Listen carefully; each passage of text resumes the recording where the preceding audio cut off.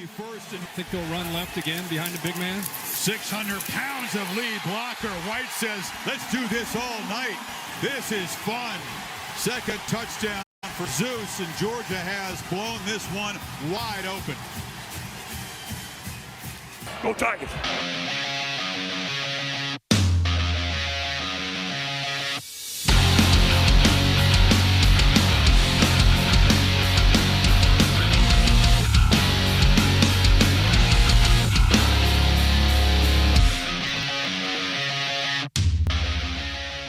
What's up, everybody? My name is Jeffrey Gardner. Welcome back once again to another episode of Upset Alert. It is episode number 76 of the Ultimate College Football Podcast, celebrating all 130 teams in FBS. Of course, 127 teams participating this fall in college football in FBS. It is a very exciting time because we've got a lot of college football to talk about, and not just theoretical. We do have some of that to talk about as well, as we'll get into a bit of the Pac12 schedule discussion. But we've also just got a lot of really exciting college football to talk about. For those of you watching live on twitch.tv/robotbraineater, thank you very much for tuning in, first of all. Second of all, you'll notice that this episode is titled Big 12 in Turmoil. And there is a specific reason why, obviously, I chose that title of this episode. There are a lot of big takeaways from this week. Just off the top of my head, you can say Georgia looked great. Alabama looked great. There are a lot of other storylines that you can take out. Clemson maybe not blowing people out the way we might expect them to. But one of the biggest takeaways, I think, from the last few weeks that you can have now is that the Big 12 has a problem. Okay, the Big 12 has a serious problem. You might have seen some folks talking about this on social media. If you follow us on Twitter at UpsetAlertPod, you saw me talking about this on social media, retweeting some of these kind of statistics that have been floating around this weekend. The Big 12 has played 2 conference games, right? Every team in the conference has now played 2 Big 12 games. The only team left undefeated in Big 12 play the only team left undefeated in general, Oklahoma State. There are a couple teams, actually, that are still in play, undefeated in Big 12 play, such as Kansas State, for example. But it's sloppy. It's really sloppy in the Big 12. Texas losing this week, their first game of the year. Of course, they had a close call with Texas Tech a couple of weeks ago, winning that one very close, having to make a late fourth quarter comeback to win it. And now you see this week, Texas ultimately taken down by TCU, the Horned Frogs. And then Oklahoma, of course, the first time in 22 years they lose back-to-back conference games. Absolutely bonkers. I mean, that just doesn't happen, right? I mean, I told you guys on the podcast, if you listen the last couple weeks at least, I had preseason picked Kansas State to upset Oklahoma. I backed off on that because it was the first conference game. I thought, surely there's no way Oklahoma loses their first Big 12 game of the year. Boom. Last week, they did. We came into this past weekend, and I said, after switching my upset of Oklahoma from Kansas State to Iowa State, I'm going to back off on that as well, because I don't think there's any chance that Oklahoma, as talented of a football team as they are, and as perennial of a college football playoff team as they have been over the last several years now, I guess half a decade pretty much at this point, you just could not imagine Oklahoma losing 2 Big 12 games back-to-back to unranked opponents. Guess what? It happened. Iowa State beats Oklahoma this past week. It was just a strange weekend, and in what I think is going to be a strange overall season in college football. The Georgia Bulldogs. I have told you guys first and foremost, on this podcast, I am a Georgia Bulldog. I graduated from the University of Georgia. I try to check my bias at the door. I thought I was checking my bias at the door in saying that Georgia could win that game this past weekend. It seemed like a foregone conclusion to a lot of folks, despite Georgia being a touchdown favorite in the game. Look at the college game day predictions. Nobody really, for the most part anyway, David Pollock the exception there, I believe he was. Everyone on game day picked Auburn to beat Georgia. You look at Barrett Sallee on CBS Sports, who to his credit is taking it like a champ and calling himself an idiot on Twitter all this weekend for some of his picks, which, by the way, I'm prepared to eat crow on some of my picks later on in the episode. But Barrett Sallee said Auburn's going to smoke Auburn's going to smoke Georgia. And what do we get? None other than a 3-touchdown win for Georgia. I, as a Georgia fan, as a diehard, biased Georgia football fan, I did not see that coming. It was a strange week overall for college football. We are going to get into some results. I do want to talk a little bit of news later on in the episode. Like I said, we're going to get into this Pac12 schedule and dissect that a little bit to look forward. But I think it makes the most sense to start right now with our Week 5 roundup. So let's get into these games. And I will tell you, like I said, I am prepared, duly prepared to eat crow on some of these predictions, and I will just as a warning. I normally give you guys the warning that I do have 2 cats. I do live in Central Florida, so there's always the possibility of a thunderstorm or a cat in the background as far as video or as making noise.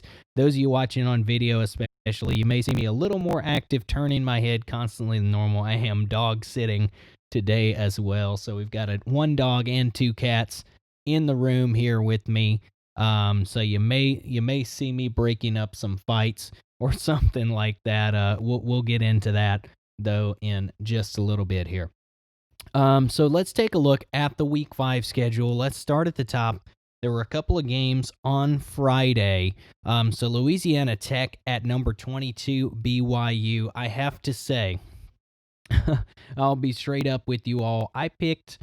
I have been for a while thinking, maybe I'll start putting down some minor, very minor, mind you, action on some college football games. Let me try my hand at sports betting a little bit. This was a bad weekend, I think, for me to start it. It didn't go as badly as it looked like it was going to early in the weekend, but I thought Louisiana Tech plus 24 at BYU was easy money. I was convinced this Louisiana Tech team was now one of the favorites out of Conference USA, and they may still be that. But BYU, man, they are good.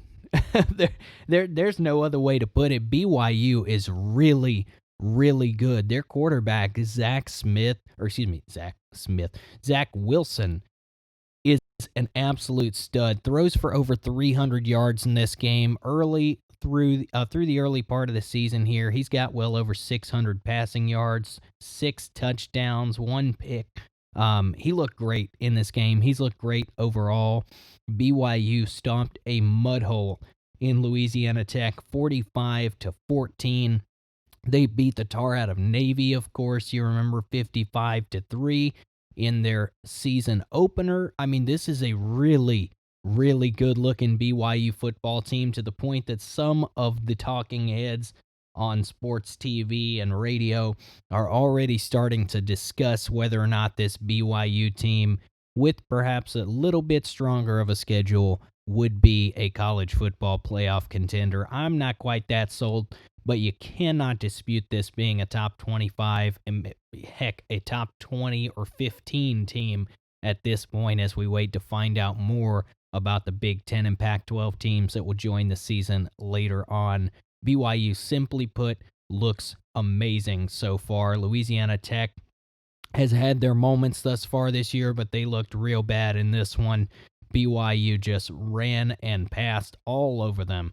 So we've got Campbell at Wake Forest. Campbell has played a couple of FBS games, I give credit to these FCS teams that aren't really able to have a true season this year. A lot of them are postponed playing till the spring for as far as their actual FCS schedule, where they're going to make their playoff runs and things like that for the better programs in the FCS, that is. So I give credit to these programs like Campbell, who have played several games this fall against FBS opponents. Campbell at Wake Forest here, 66-14. Not much to say there. The Demon Deacons did their part. And now we move on to Saturday, and there was a full, and I do mean full, slate of Saturday games. I'll try to not get hung up on too many details on these here, at least for those games that, for lack of a better phrasing, are a little less interesting. So let's start things off with Virginia at number 1, Clemson. Clemson won this one 41-23. The takeaway here is Clemson is not just blowing people out of the water. They simply are not to this point in the season. Now, Trevor Lawrence looks great.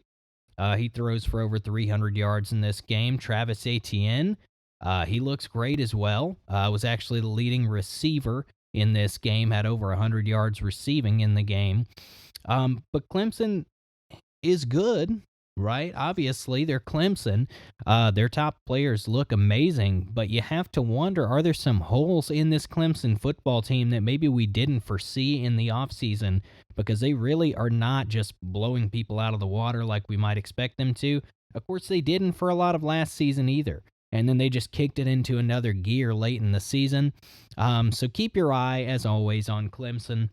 Regardless of how sexy their wins are, they have a relatively straight path to the college football playoff.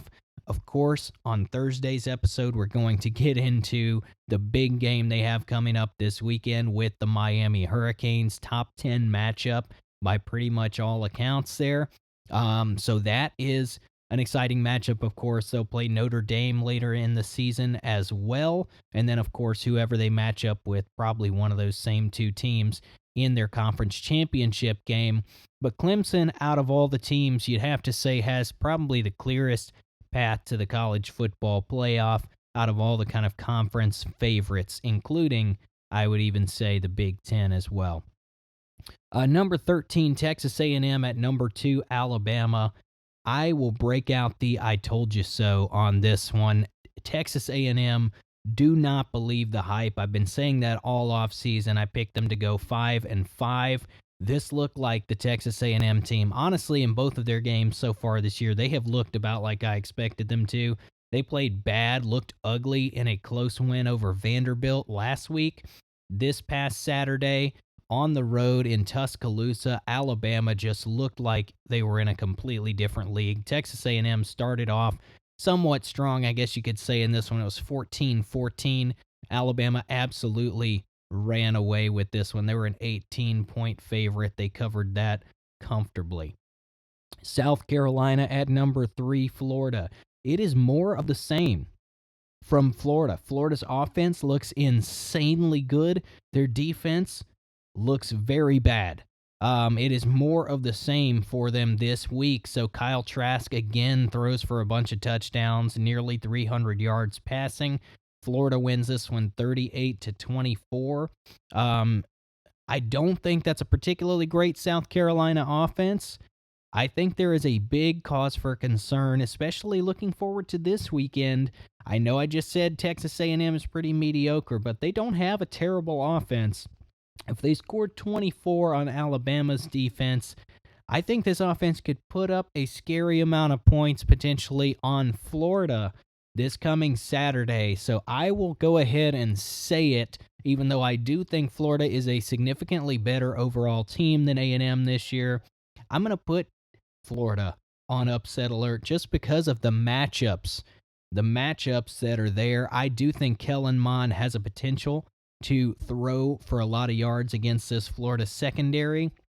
I think the Florida defensive line is not getting a push like they did with Zuniga and Grenard just a year ago. I think that this Texas A&M team could challenge them. I'm going to hold short probably. Give me till Thursday to sort my picks out. But I'm probably going to hold short of picking the upset there just because I don't have much faith in A&M. I do think Florida is a legitimate top 5 to 10 team this year. But they've got a lot of questions around that defense. And as they play more competent offenses like that of Texas A&M, particularly later in the season when they play LSU, even Georgia, the way their offense has improved under Stetson Bennett, Florida is going to have a lot of questions to answer, simply put. Speaking of Georgia, we've got number 7 Auburn at number 4 Georgia. We just got into this one, so I'm really not going to spend too much time on it. It's a 27-6 final. Like I said, Stetson Bennett at quarterback is the truth, man. He is simply the truth. What he's doing is not particularly sexy, though. He did have a pretty sweet throw down the sideline to George Pickens for a touchdown in this game. He throws for 240 passing yards, which you don't hear about a lot, at least not in the last few years, from Georgia quarterbacks. No interceptions, didn't turn the ball over at all. Zamir White doesn't do anything too crazy, but rushes for 88 yards, gets a couple touchdowns in this game as well. How about Kearis Jackson at wide receiver for Georgia in this football game? We're all talking about George Pickens nonstop at the University of Georgia, and rightfully so. That guy is out there making circus catches. Literally, you can look up the stats on this. Has not been targeted with a catchable ball, however that is defined, in his Georgia career, and not caught it. So every catchable ball that's been thrown his way since walking on to the football field at UGA, George Pickens has caught them all. So that is, of course, pretty impressive. So there's reason to talk about him. But let's talk a little bit about Kearis Jackson.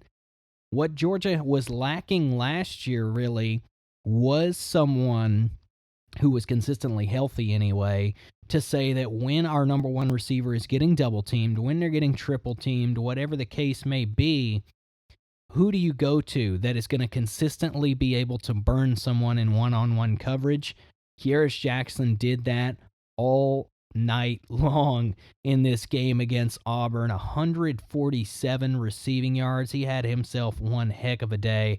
This Georgia defense, paired with that kind of passing attack and what looks now a little more like that traditional Georgia run game in this week than it did against Arkansas, this could be a scary team going down the stretch, to be quite frank. They looked in this game capable of beating just about anybody, which is good because they're going to need to do so if they want to make it through this gauntlet of a schedule. They've got Tennessee coming this next week, and of course the Crimson Tide of Alabama looming large after that.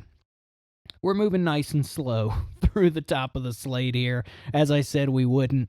But there's good reason. There's a lot of big games to talk about on here. TCU at number 9, Texas. This, of course, I'd mentioned off the top of the show, a huge upset. Top 10 upset. Unranked TCU coming into Austin, picking up the win by a couple of points there. Texas simply has not looked overwhelmingly impressive. Sam Ehlinger has looked pretty good for the most part, but TCU just outplayed them in this game. They really, at one point, had control of this game. They had a 2-score lead, much like Texas Tech had on Texas a couple of weeks ago now. But this was really just a tale of TCU just flat out outplaying them. Texas did not look like the better team. It was not a fluky win. TCU just came in there and beat them. The Longhorns, simply put, don't look great right now. Neither does Oklahoma, so that Big 12 is going to continue to be wide open at least for a couple more weeks while the smoke clears. We, of course, will learn a lot more about the Big 12 this coming weekend in what's probably the least sexy Texas-Oklahoma Red River shootout in recent memory. I mean, I'd have to say in at least over a decade. I can't recall one being this uninteresting, with both teams coming in, one of them with 1 loss, one of them with 2 losses already. It's kind of crazy imagining a Red River shootout in which only one team is ranked, and the one that is not particularly highly ranked. I think Texas dropping down in the 20s in the AP poll this week. Moving right along to another upset. It's Tulsa at number 11 UCF, 34-26 Tulsa. What can you say? Tulsa simply appears to have UCF's number. They've beaten them a couple years in a row now. Tulsa is not the better football team. At least I don't think so. They don't look too bad though. You can't argue. I mean, their only loss to this point has come to Oklahoma State, who was pretty darn good. At least from what we think we know about them. That was a very low-scoring game. At the time, we thought Oklahoma State looked bad. Maybe Tulsa's just better than we thought. Who knows? But UCF did not play very well, needless to say, in this football game. Despite over 300 passing yards from quarterback Dylan Gabriel, they just didn't have it. They just didn't have it in this game. Tulsa wanted it more. They came right into Orlando, Florida, and picked up the win. Number 12, North Carolina at Boston College. Very unsexy win for the Tar Heels here. 26-22 at BC. Boston College has perhaps been one of the biggest overperformers, who still is mediocre in the ACC rather. But North Carolina ultimately does come out with the win. Of course, that's what counts. Just win, baby. North Carolina is a legit top 25 team, I think, but they have not had particularly great-looking wins, so it will be interesting going down the stretch when they get into some games with the higher-tier ACC competition. How do they perform against teams like that? So looking forward, North Carolina will be tested. They haven't really been tested by the top-level competition yet to this point. But I'm sure it's coming down the pipe anytime now. South Florida at number 15, Cincinnati. Not much to say here. Cincinnati took care of business, 28-7. The Bearcats continue to look good. Arkansas at number 16, Mississippi State. Yet another upset. Arkansas, with their first SEC win since the game against Ole Miss back in 2017. So nearly 3 years since their last SEC win, and the Hogs win at 21-14 on the road in Stark Vegas. Mississippi State, of course, was the hot team coming off their upset win over LSU. Arkansas says, hey, cool your jets. We're getting our first SEC win in a very long time. The Hogs, what can you say about them? They look good in this game. They truly did. Had a pick six in here. A good defensive performance after just 1 week ago. We're talking about KJ Costello and already ready to crown him with the Heisman Trophy, it seemed like, breaking the SEC passing record in his first SEC game. It's just a tale of two completely different teams for Mississippi State in terms of what they showed up with against LSU and what they showed up with for this Arkansas game. Hard to explain it. Very hard to explain it. But, hey, Arkansas comes out with a win. Good on you, Hogs fans. Arkansas took a big leap. I think probably the biggest leap of the week other than maybe Tulsa in our rankings. Our rankings are updated over on Twitter at UpsetAlertPod for those of you who want to take a look at our rankings of every team participating in college football this fall, all 127. We had number 17, Oklahoma State at Kansas. Oklahoma State, like I was kind of telling you guys in the preview, I got this one right at least. I thought this was a chance against a bad team for Oklahoma State's offense to finally have its coming out party this year. That's exactly what happened. It was 47-7. Chuba Hubbard finally has a big day this year, 145 yards on the ground. Huge win for the Cowpokes against a very bad team, of course, in Kansas. Already mentioned this one a little bit earlier, so I won't spend too much time, and I actually mean that this time. Number 18, Oklahoma at Iowa State. Oklahoma loses at home here. Spencer Rattler It's kind of crazy. He's thrown for about 1,000 yards, I think, already at this point. But he has thrown 4 very poorly timed interceptions this season. And that I think is really what is separating Oklahoma from past teams. They have never had a particularly great defense, right? Maybe just enough defense is what they've had in their bigger Big 12 matchups. But this is a team that really has never relied heavily on their defense, but they've gotten those opportune big plays from Heisman Trophy quarterbacks Spencer Rattler. Listen, he can sling the rock around the field, but he is not Baker Mayfield, and he is not Kyler Murray. He just isn't. I think that's the facts. He's a great quarterback. I'm not saying he's bad or anything like that. He's pretty much putting the team on his back. But Iowa State comes out with the win here. 2 weeks in a row, I flake on picking an Oklahoma upset.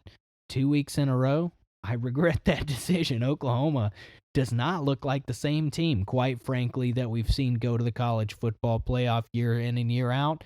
And I am staying the heck away from predictions on the Red River shootout. I have no idea how that one's going to turn out. But could you imagine Oklahoma starting the year 1-3? If Texas were to win this week, I can't even fathom. I can't even fathom that. Almost as unfathomable would be both of them starting 2-2. It's just wild. It's a wild time. It's the Wild West, I guess, in the Big 12. Number 20, LSU at Vanderbilt. What can you say here? LSU bounces back against Vanderbilt, who is not very good. It's 41-7. I think this puts the A&M Vanderbilt game into a little more perspective. This LSU offense is better than they showed against Mississippi State, but Vanderbilt is not good. They are not good, y'all. They had you fooled against Texas A&M. They are probably got to be the worst team in the SEC, right? They are at least down there in the bottom 2 at the very least. And this is a team that caused A&M to struggle. Should have won that game, really. It was Vanderbilt's game to win. They just didn't have the talent to put it away. And LSU, of course, just takes them out to the woodshed, 41-7. Missouri at number 21, Tennessee. Missouri is also not good, quite frankly. Tennessee wins this one 35-12. I think this is almost a morale-boosting game for Tennessee. They're going to come into this game against Georgia in Athens 2-0 with wins over South Carolina and Missouri, which may not seem like particularly huge wins, but Tennessee has the longest win streak in the SEC right now, coming over from that long streak at the end of last season. And not to mention, they are just getting some confidence going right now because these Missouri and South Carolina games, especially in that South Carolina game when it was close for a while, those are the kinds of games Tennessee a year ago, especially 2 years ago, they were losing those football games. The Volunteers look pretty darn good. Cade Mays, the transfer from Georgia, who has gotten immediate eligibility, is certainly helping them out, but this offensive line is legit as it is. The offensive line is legit. The defensive line is legit. They're getting competent, at least, quarterback play out of Jarrett Garantano. They've got a good running back as well in Eric Gray. So this is a Tennessee Volunteers team that I think is legit a top 25 team. They are not an easy, just breeze right through the game win for Georgia on Saturday, but we'll get more into that on the preview episode Thursday. We had another top 25 upset. NC State at number 24 Pitt. NC State on the road wins 30-29. Nothing really particularly of note there. I think Pitt has looked good to this point in the season, but NC State just, the Wolfpack just picks up the win there. And yet one more top 25 upset. SMU defeats number 25 Memphis by a field goal. It's 30-27. How about Shane Buechele, the Texas transfer, throwing for 474 yards through the air? SMU, in beating Memphis in this game, has cemented themselves right in that top spot. as the team to beat in the American Athletic Conference, alongside Cincinnati, I would say at this point. I've been telling you guys in the offseason it was between Memphis, SMU, UCF, and Cincinnati, right? Those are your 4 teams. When those 4 play each other, those are going to kind of determine the outcome of the AAC. We've seen UCF lose one now. We've seen Memphis lose one now. SMU and Cincinnati are going strong and appear to be on a collision course right now until we're told otherwise. Now, UCF, of course, is very talented. So is Memphis. This was actually Memphis's first game of the year. They battled back to even make this one close. But Memphis and UCF are still right in there. They're still very capable of getting some late season wins. Despite having the one loss, they're very much alive, of course, in the conference championship race. But I think we are looking at right now at SMU and Cincinnati as those top 2 teams in the conference. Moving out of the top 25, we've got East Carolina at Georgia State. Nothing really much to say here other than Georgia State, shout out for pouring some points on. 49-29, the Panthers pick up the win here. Arkansas State at Coastal Carolina. This one will get lost in the shuffle, and I tweeted about this one Saturday evening because we kind of do the score updates throughout the day on Saturday. Normally try to do them about every half hour or so throughout the day and through the evening games. This is one that will get lost in the shuffle because it's a Sun Belt game, and at the time it was going on, there were a lot bigger Power 5 type games going on. Arkansas State was the team that I picked to play against App State in the Sun Belt Conference Championship game. Now, I don't know if either of those picks are looking particularly great right now. I still do think Arkansas State is a good football team. Obviously, they beat Kansas State, who later beat Oklahoma. I mean, this Arkansas State team has some talent. But who saw Coastal Carolina coming? I definitely didn't. Back when we looked at the original schedule predictions, I picked Coastal to go 3-9. I thought this was a pretty bad team out of the Sun Belt, right? I thought they were bottom half. I thought they were worse than Arkansas State, worse than Georgia Southern, probably even worse than Georgia State out of the Sun Belt. That has simply not been the case. Coastal Carolina is undefeated, and this coming week has maybe the biggest game thus far in the Sun Belt this year against Louisiana, the Raging Cajuns, who also, of course, are undefeated. So how about Coastal Carolina?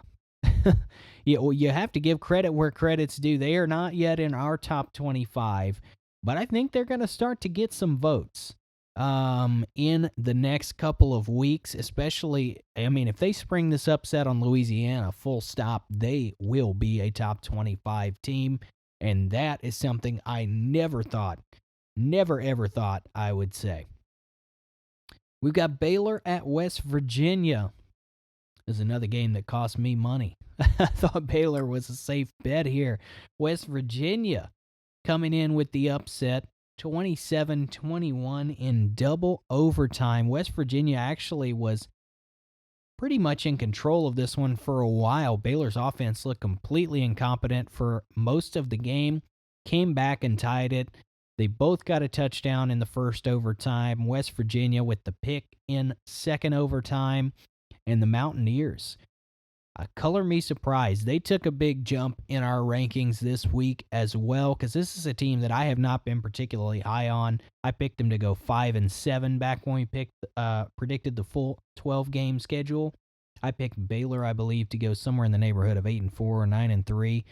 I mean, this is a team that went to the Sugar Bowl last year. I know they got a new head coach. I know they got some new talent there, but Corey Brewer's still there at quarterback, holding the fort down. I thought this was going to be a pretty darn good Baylor football team, maybe the fourth or fifth, somewhere in that neighborhood, best team in the Big 12.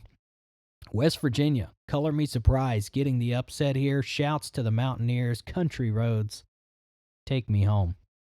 UTSA at UAB. UAB picks up the win, 21-13 in this one. Not a particularly sexy win, but hey, UTSA is actually undefeated coming into this game. So shouts to the Blazers. This is my Conference USA pick that has held pretty strong this season. Their only loss thus far coming to a top 10 Miami team.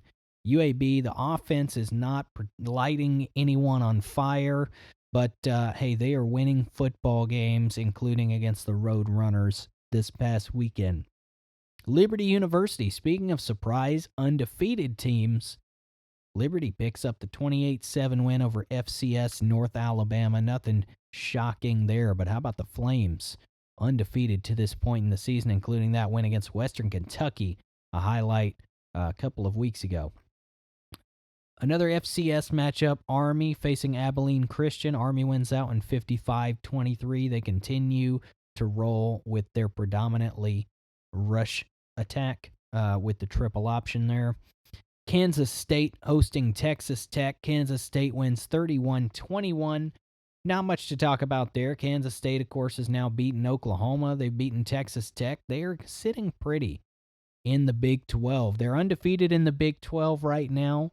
They do have the out-of-conference loss, as we mentioned earlier, to Arkansas State. So something to keep your eyes on, for sure. Kansas State coming down the stretch. Can they compete with some of the other top Big 12 teams when they get into Oklahoma State and Texas, for example? Florida Atlantic hosted Charlotte. Florida Atlantic won 21-17. Not really a sexy win there. Charlotte, I think to their credit this year, has hung around closer than they probably had any business hanging around against some, shall we say, better on paper teams that maybe have underperformed. I think that's what you would say about this Florida Atlantic game. Going back to App State against Charlotte, you'd say the same thing there. App State, of course, better on paper, but hasn't looked great this year. Quite frankly, same story for Florida Atlantic, but they get the win regardless, so you keep moving forward. Duke hosting Virginia Tech. Virginia Tech gets, again, not a very sexy win, a close win. This was one of those weeks where, hey, if you can get the win, you'll take it. 38-31, the Hokies win this football game. Duke continues to look bad. Virginia Tech continues their winning ways, at least for now. Ole Miss at Kentucky. This was a good one. This was a good back-and-forth shootout, which we don't see too many of normally in the SEC, so this is a lot of fun. Ole Miss wins on the road 42-41. Matt Corral over 300 yards passing in the game. You have to just call it like it is. Lane Kiffin's offense is a lot of fun. This Ole Miss team is just a lot of fun to watch. Of course, they put up a lot of points on Florida a couple of weeks ago, and now you see the Rebels beat Kentucky on the road in a slight upset of a win here. So you like what you see out of Ole Miss's offense early. If you're not so sold on the defense, hard to blame you, though. One of the ugliest games of the week from one of the ugliest teams thus far in college football, Florida State plays Jacksonville State out of the FCS. Florida State wins 41-24. Jacksonville State led for a significant portion of this game in the first half. Florida State's football program, I was prepared to cancel the whole football program if they lost to Jacksonville State on Saturday. They are just awful. Simply put, the Seminoles are awful. I don't know what kind of idiot would have in the offseason picked them to go 9-3 and beat teams like Miami. I suppose that I will have to eat some crow on that one. I thought this Florida State team would be much improved, but did not happen. Regardless, Western Kentucky at Middle Tennessee, and I'll try to wrap things up quickly here through some of these games. Western Kentucky wins 20-17. Western Kentucky has not looked good this year, to say the least. Of course, they lost that game to Liberty, like I mentioned earlier. They just haven't been very good, like I expected them to, rather. Middle Tennessee has been awful. Quite frankly, they're ranked 126 of 127 on our overall rankings. So this is not a sexy win for Western Kentucky, but it is a win, so they at least are moving in the right direction. We had a little sneak peek, peek or preview. I couldn't decide on a word there For Air Force football, of course, the Mountain West is not officially coming back until early November, that general time frame, but Air Force had already arranged to play their games against Army and Navy before then, so Air Force hosting Navy blew them out 40-7. If you guys were listening to the prediction episode on last Thursday, I did pick Air Force to win this game, but I did not see 40-7 coming, quite frankly. Georgia Southern at UL Monroe. Georgia Southern nearly lost this one. UL Monroe ends the game on the Georgia Southern 1-yard line. Time ran out on their comeback, essentially. Georgia Southern gets one of the uglier wins of the week against UL Monroe, who is still the reigning last place team in our rankings, 127 out of 127. And then finally, Southern Miss finally gets in the win column at North Texas. They win that one by a score of 41-31. We are going to very briefly just take a look at this Pac12 schedule. So let's take a look here at just some of the highlights, and really the main thing I want to highlight that everyone's going to jump at. Oregon was nearly a playoff team last year, so let's look at this, and let's say, who is Oregon playing this year? The Pac-12 schedule, first and foremost, just for those of you who aren't watching on video, it's a 6-game regular season. A 6-game regular season, and then the Champions Week, December 18th to 19th. So Oregon, for example, here is playing Stanford, Washington State, UCLA is their lone crossover, their lone cross-division opponent, Oregon State, Cal, and Washington. So there's not much to say there, right? There's just not much to say about that schedule. Who's going to beat Oregon this year, if anyone? Washington is probably the toughest team they play this season. Cal, I guess you put into that conversation. UCLA is not terrible, I suppose. But really, who realistically is going to beat Oregon? They're likely going to match up with someone like USC in the conference championship game. Words are hard.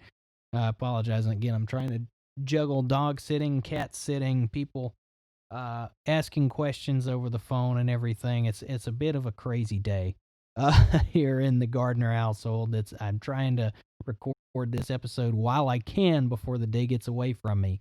But yeah, Oregon likely not to lose a game, right? Until that final little bit of the season, possibly is their only real challenger. USC, tough to imagine them losing as well. They play Utah in the regular season, but that's about it.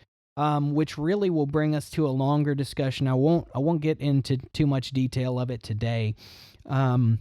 But really will bring us into a longer, more thoughtful discussion, I suppose, on Thursday's episode about how is this going to affect the college football playoff picture. Long story short, and I'll get into my reasoning later on then, but how can you fathom Oregon at 6-0 or SC, at 6-0, and then winning a conference championship with basically one quality win, one ranked win? Can you really fathom that kind of team beating someone like an SEC runner-up for a college football playoff spot? Because I simply cannot. I cannot really imagine that happening. But again, we'll get into that another time. That's about going to wrap us up for episode number 76 of Upset Alert. For those of you listening on podcast services, Apple Podcasts, Spotify, etc., please do subscribe to us on there. We greatly appreciate it. Take the time to like us, subscribe to us, and if you can, take the time to leave us that 5-star rating as well. Greatly helps us to get more eyeballs and more ears on the podcast. For those of you who want to hear us live, it's twitch.tv/robotbraineater. You can follow me on there. And thank you guys so much for listening. Hope you have a wonderful rest of your day. At Upset Alert Pod on Twitter. I'll plug in there as well at the last second. Hope you have a wonderful rest of your day. And until Thursday, we will see you later. Thank you very much for listening.